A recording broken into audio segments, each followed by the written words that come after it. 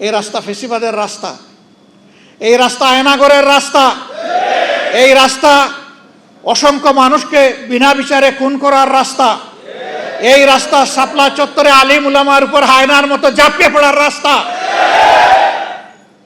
যে মানুষকে ধরে নিয়ে গায়েব করা হবে বছরের পর বছর, তিনি নিজেও জানবেন না কোথায় আছেন, আপনজন জানবেন না তিনি বেঁচে আছেন কিনা।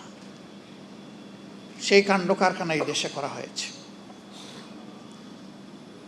এরা এতটাই অপরাধী ছিল যে দেশের বুকে তারা স্থির থাকার সাহস করতে পারেনি। এই জন্যই তো তারা পালিয়ে গেছে। আর দুনিয়ার ইতিহাস বলে একবার যারা অপকর্মের দায় নিয়ে পালিয়ে যায় তারা আর ফিরে আসতে পারে না। কোনো ইতিহাস নাই। বাংলাদেশে এখন সেই ন্যারেটিভ তৈরি করার জন্য পরিকল্পিতভাবে ফ্যাসিস্টদের যারা দূষর তারা এখন নেমে পড়েছে।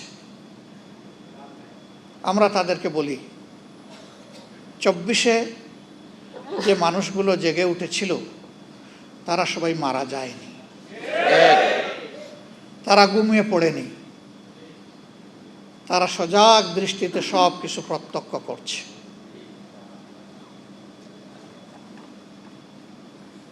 মূল যুদ্ধের আগে বাহিনী তৈরি হয়, তাদের কসরত করতে হয়, রিহার্সেল দিতে হয়। এরা যেন 24-কে ফাইনাল যুদ্ধ মনে না করে। এটা ছিল ফাইনাল যুদ্ধের রিহার্সাল। কারণ 24-এর পরে আমরা মনে করেছিলাম ফেসিবাদের যে পঙ্কিলতা, যে ময়লা, যে আবর্জনা যুগ যুগ ধরে তৈরি হয়েছিল তা এখন পরিষ্কার হয়ে যাবে। কিন্তু আমরা কি দেখতে পাচ্ছি? আসলেই কি কিছু পরিষ্কার হয়েছে? বরঞ্চ আবর্জনার কলেবর আরও বৃদ্ধি পাচ্ছে।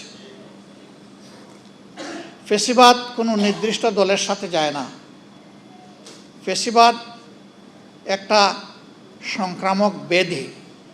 এটা এক জায়গা থেকে আরেক জায়গায় সংক্রমিত হয়। এই ভাইরাস যার উপরেই ভর করবে সেই ফেসিবাদী। নির্দিষ্ট কোনো দল এর জন্য মার্কা মারা হবে না।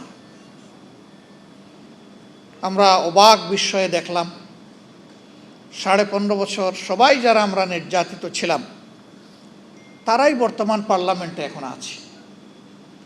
একটা অংশ সরকারি দলে, আরেকটা অংশ বিরোধী দলে। একটা দেশ পরিচালনার দায়িত্ব সরকারের, বিরোধী দলের নয়। বিরোধী দলের দায়িত্ব হচ্ছে সরকার ভালো করলে তাকে সহযোগিতা করা, সমর্থন করা।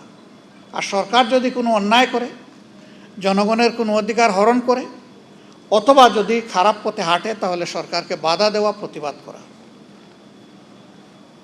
আমরা দেখতে পাচ্ছি 15 বছরের ফেসিবাদী সরকার যে রাস্তায় হেঁটেছে, বর্তমান সরকার সেই রাস্তা ধরেই হাঁটছে। এই রাস্তা পরিবর্তন করতে হবে।